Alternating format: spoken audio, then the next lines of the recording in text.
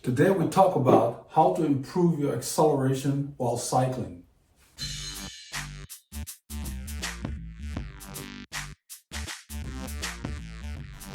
Hello legends and super legends, welcome to Velo Harmony. In today's video we're going to discuss how you improve your acceleration while cycling.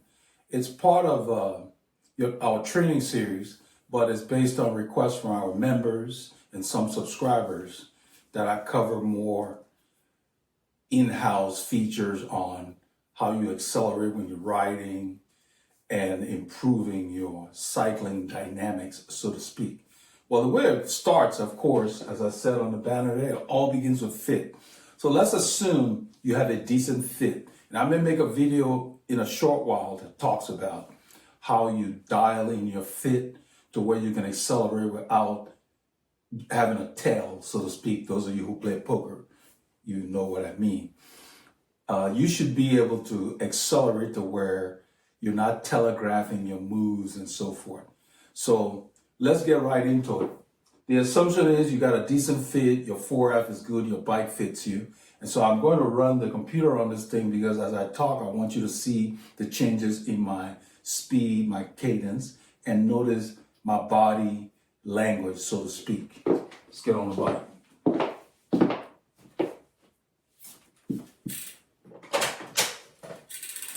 This is the reason why I always say we train, we don't just ride. So if you're ambitious or you want to just improve your cycling, and really even if you're not competing and you just want to lose weight, so to speak, improving your cadence, your acceleration is the easiest way to get in shape. Okay, I'm gonna start this now. I've got a speedometer on my wheel because this is indoor. It should kick on, there we go. So now it's going to record this session. So if your bike is dialed in for your body and you're riding and the speed changes, you shouldn't have to shift to a higher gear before you accelerate. You should be able to just be riding, as I'm riding now, and let's say there's a gap in the pace line that you want to close. You should be able to just spin up, then shift. What that does is that takes a lot of pressure off your legs. By spinning the same gear you're in, depending on the condition, of course. I'm going to go back down. By spinning the same gear you're in faster, you don't stress your muscles as aggressively as going in a large gear and then trying to spin it with low momentum. It puts a lot of load on your muscles, and your muscular system will fatigue quickly. I hope that makes sense. So you're riding down the road, for example, and you should be able to ride without putting weight here on the bars. As I'm riding, my weight is here and on my feet. So when your cleats and your fore-aft and saddle height's dialed in, you should be able to ride and you don't need your hand to put a lot of weight on here. In fact, having a lot of weight on here, you can't steer very well. I'm going to do a demonstration here. You should be able to ride and do this without tipping forward on your bike. If you can't move your hand off the bike while in the same cycling position, I'm not talking about sitting back like this and doing hands-free. What I'm talking about is you're in the cycling position and you're riding along, you should be able to do this and not have your torso push forward. So what happens when you're riding is, if you have all your weight on here, what ends up happening, your hands go numb. You've probably ridden with people where maybe 30, 40 minutes into the ride, they're shaking their hands, regardless of whether they're in the drops or not, because they have a lot of weight here. And having weight on your hands stems from problems in your saddle height and fore-aft setup and your cleat. Because you got three contact points. Your feet, your rear, and your hands. And you do this area first. When it's correct, this is very easy to dial in. So you should be able to just be riding and wiggling. You should have, no, in fact, the harder you go, the more you're supposed to unload here. And I'm going to show you, for example, I'm riding here. My cadence is probably close to 90. I'm going to just take the weight off the bars. You see how my cadence went up? I just unweighted the bars.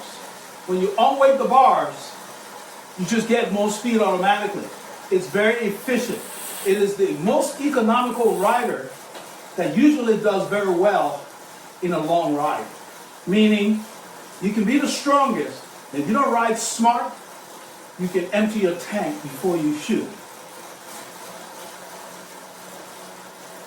So, the ability to accelerate comes from, first of all, the fit of your bicycle, and then spinning up what you're in, then shift up once you get to the speed you want to maintain, because it takes less energy to do that.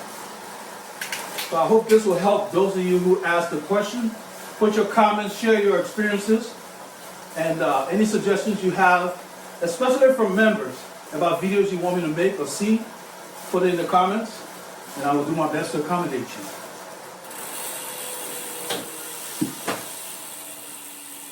So, if you're having problems being comfortable on the bike, because that's where it comes from, if you're not comfortable, you're not going to want to spin.